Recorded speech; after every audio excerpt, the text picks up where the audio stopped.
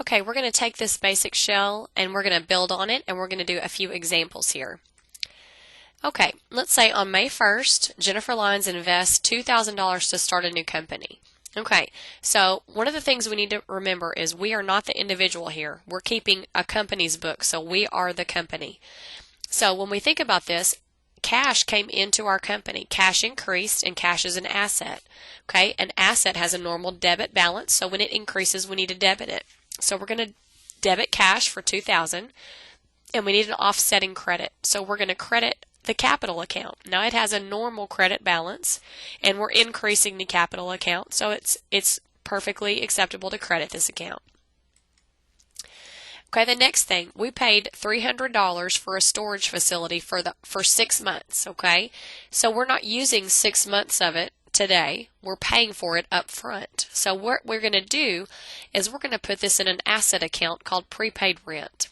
Now what that means is anything that says prepaid is going to be an asset account, and that means that by definition assets are things that we own or we have rights to that are going to provide us future benefit. Now this money that we're paying up front, is it going to provide us future benefit to be able to use that storage facility for the next 6 months? Absolutely. So we're going to put it in prepaid rent. That's an asset account. And the cash is going out of our business. It's leaving or decreasing. Now when we decrease an asset, we credit that account.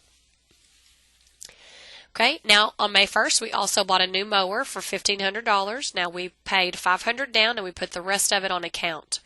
So we have to debit the asset account, which is our equipment in this example, for the entire amount. So we're going to debit that for $1,500. Now cash left our company for $500, so cash decreased for $500. That's a credit. And then we're out of balance by $1,000, and we're going to put that in accounts payable. And accounts payable is a liability account, and by definition, a liability is something that we owe. Okay, and we owe them $1,000, and a liability has a normal credit balance, so that's why we're crediting the account. We're increasing the liability.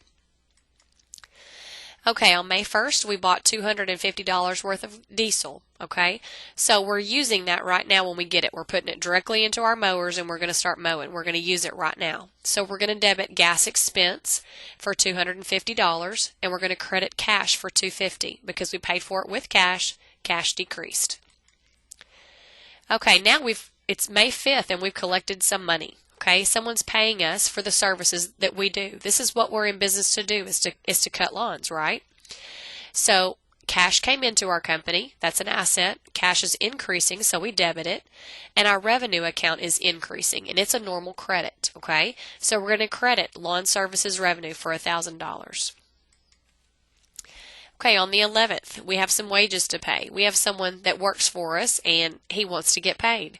Okay, so what we're going to do is we're going to debit wages expense, okay, because he worked for us, and these expenses were incurred. Okay, we recognize expenses when they're incurred, and we've incurred them now, and we need to pay them now. Okay, so we're going to debit wages expense for $400.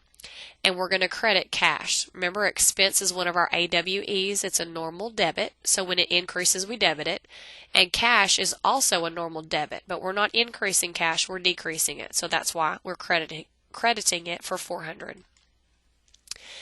Okay, now on May 31st, we paid $500. Remember when we bought that mower? We debited equipment for $1,500. We paid $500 cash, so we credited cash for $500, and we set up an account payable for the other $1,000.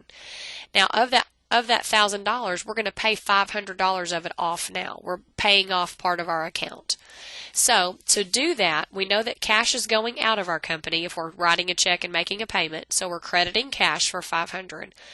Now, the way to get rid of that liability, it was set up as a credit, so if we debit it, that gets rid of it, okay? We're doing the opposite of what we did to set it up, and that washes $500 out of that account.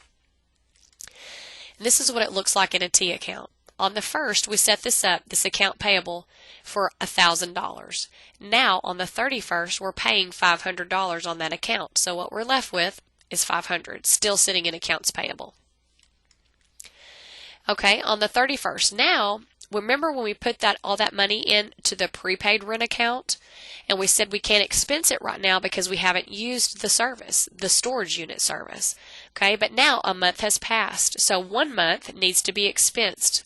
it's no longer prepaid because only 5 months remains prepaid. 1 month has been used, so we're going to expense it. Okay, so we're going to debit rent expense. It's one of our AWEs. It's increasing for $50, and this prepaid rent asset account is decreasing, so we're going to credit it for $50.